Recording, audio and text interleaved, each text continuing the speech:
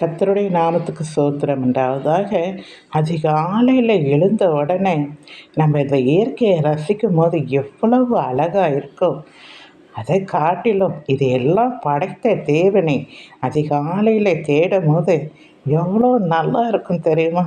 அதிகாலையில் என்னை தேடுகிறவன் கண்டடைவான் என்று ஆண்டவர் சொல்லுகிறார். காலை எழுந்த உடனே தேவனுக்கு சோத்திர ஆண்டவரை, குட் மார்னிங் ஆண்டவரை என்று ஆண்டவரோடு பேசுங்க. வேதத்தை வாசிங்க, தியானிங்க, ஜெபம் செய்யுங்க. அதுக்கு பிறகு உங்கள் வேலையை நீங்கள் தொடங்கும் போது எவ்வளோ நல்லா இருக்கும் தெரியுமா? எவ்வளோ ஆசீர்வாதமாக இருக்க செய்யும் தெரியுமா? நீங்கள் எடுத்த காரியங்களாக வெற்றி பெறும்படியாய் தேவன் செய்வார். உண்மையாய் தேடுகிறவர்களுக்கு பரிபூர்ண ஆசீர்வாதம் இருக்குது என்று தேவன் சொல்லுகிறார். இதை குறித்து தான் பாடியிருக்கிறேன், கேட்டு பாருங்கள். காலை எழுந்தவுடன் தேவனுக்கு சொல்லுங்கள் சோத்திரம், சொல்லுங்கள் சோத்திரம். காலை எழுந்தவுடன் இயேசு ராஜாவுக்கு சொல்லுங்கள் குட் மார்னிங், சொல்லுங்கள் குட் மார்னிங்.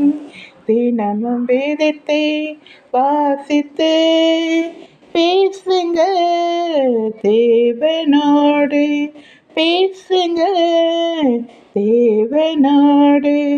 நேரம் கிடைக்கும் போது தேவனை நோக்கி பண்ணுங்க ஜெபம், பண்ணுங்க ஜெபம். இரவில் படுக்கும்போது தேவனை நோக்கி சொல்லுங்க குட் நைட், சொல்லுங்க குட் நைட்.